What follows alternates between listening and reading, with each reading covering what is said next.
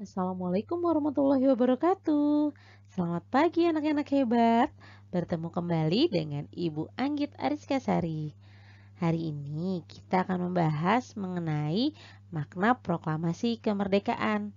Wah, tepat sekali ya. Kita membahas di bulan kelahiran Indonesia, yaitu bulan Agustus. Tujuan pembelajarannya yaitu kalian dapat memahami makna proklamasi kemerdekaan.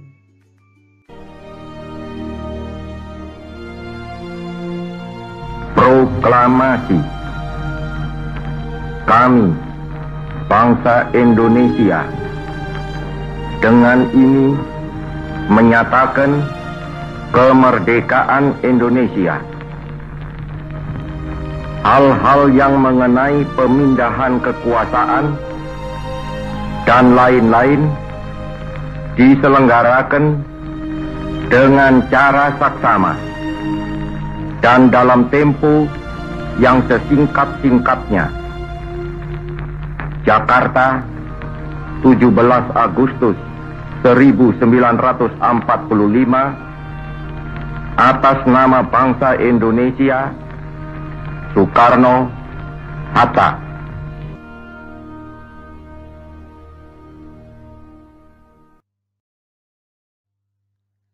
Ya, tahukah kamu peristiwa apa yang terjadi pada video yang diputar sebelumnya? Ya, itu merupakan pembacaan teks proklamasi oleh presiden pertama kita, yaitu Bapak Soekarno. Proklamasi kemerdekaan terjadi pada tanggal 17 Agustus 1945. Peristiwa ini menjadi tonggak sejarah di mana bangsa Indonesia berhak atas kemerdekaan dan wajib untuk mempertahankannya. Peristiwa ini diawali dengan dijatuhinya bom atom oleh tentara Amerika Serikat pada tanggal 6 Agustus 1945 di kota Hiroshima dan tanggal 9 Agustus 1945 di kota Nagasaki, Jepang. Karena peristiwa tersebut, Jepang akhirnya menyerah kepada sekutu. Peristiwa inilah yang menjadi kesempatan oleh bangsa Indonesia untuk membebaskan diri dari penjajahan Jepang. Nah, ini nih teks yang tadi dibacakan oleh Bapak Soekarno. Teks proklamasi kemerdekaan Indonesia disusun oleh Insinyur Soekarno, Muhammad Hatta, dan Ahmad Subarjo. Teks ini disusun di rumah Laksamana Maida di Jalan Imam Bonjol nomor 1. Konsep teks proklamasi ditulis oleh Insinyur Soekarno sendiri. Setelah selesai, naskah tersebut diketik oleh Sayuti Melik. Naskah yang sudah diketik ditandatangani oleh Insinyur Soekarno dan Muhammad Hatta sebagai wakil bangsa Indonesia. Pada tanggal 17 Agustus 1945 di kediaman Soekarno di Jalan Pegangsaan Timur nomor 56 telah hadir antara lain Suwiryo, Wilopo, Gafar Pringgodigo, Tabrani, dan Trimurti. Peristiwa ini dimulai pada pukul 10.00 dengan pembacaan teks proklamasi oleh Soekarno. Kemudian diteruskan dengan pengibaran bendera merah putih. Ingat gak siapa yang menjahitnya? Ya, yang menjahitnya merupakan Ibu Fatmawati.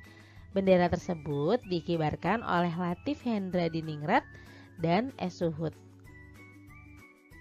Proklamasi kemerdekaan memiliki makna yang penting nih bagi bangsa Indonesia. Yang pertama, menandai lahirnya bangsa Indonesia sebagai bangsa yang merdeka. Yang kedua, puncak perjuangan bangsa Indonesia meraih kemerdekaan. Yang ketiga, pengakuan dari dunia luar. Yang keempat, bukti bahwa Indonesia merupakan bangsa yang mandiri. Dan yang kelima, landasan untuk bersikap terhadap dunia.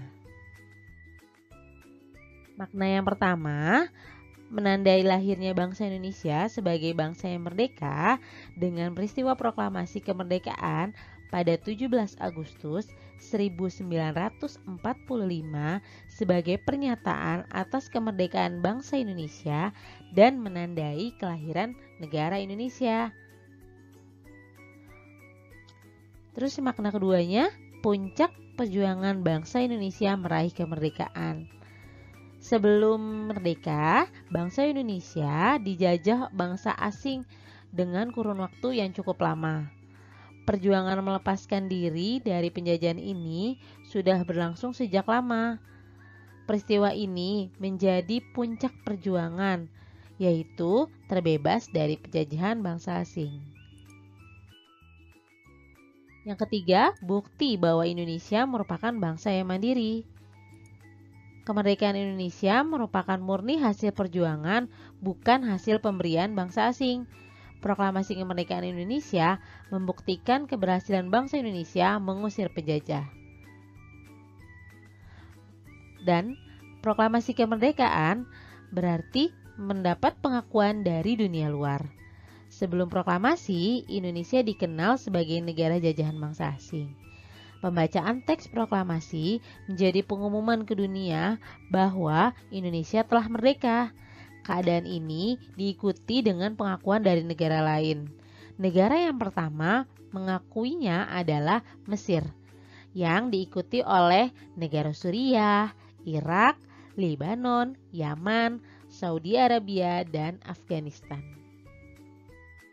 Dan terakhir, landasan untuk bersikap terhadap dunia. Bangsa Indonesia menjadi bangsa yang merdeka dan bebas untuk menentukan sikap terhadap dunia.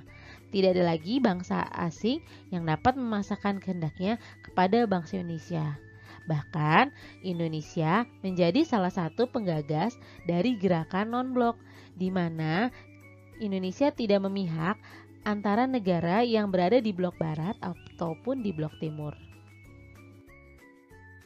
Nah, untuk penerapan makna proklamasi kemerdekaan Indonesia, di sini dibagi 3. Yang pertama dibahas yang berada di lingkungan rumah. Penerapannya yang pertama, 1. Saling menghormati dan menghargai antar anggota keluarga.